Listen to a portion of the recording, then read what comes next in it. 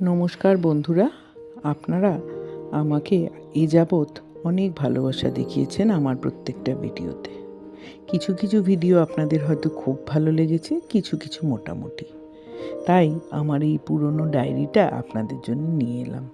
পুরনো হলেও এটি এখনও সচল।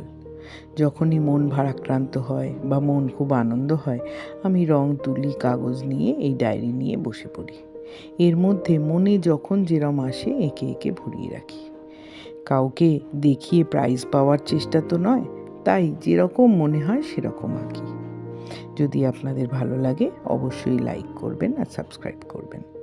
আর যদি কারুর এরকম মনের ইচ্ছে থাকে আমার মতো, যেগুলো আপনারা নিজেদের সযত্নে তুলে রেখেছেন, অবশ্যই আমায় জানাবেন। আজকে আপনাদের সাথে ভাগ করে নিচ্ছি আমার সেই ছোটোবেলার দিনগুলোকে।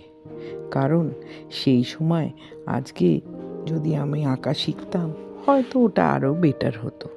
কিন্তু তখন যেহেতু পারিনি, এখন সময় পেলে ওই খাতা বই নিয়ে আমি বসে পড়ি আর মনের ভেতরে যা যা আসে সেগুলো আঁকতে থাকি। হয়তো পাগলের প্রলাপও হতে পারে। কিছু ইনকমপ্লিট আঁকাও আপনাদের জন্য দিয়েছি। হয়তো আঁকতে ইচ্ছে হচ্ছিল কিন্তু রং করতে ইচ্ছে হয়নি।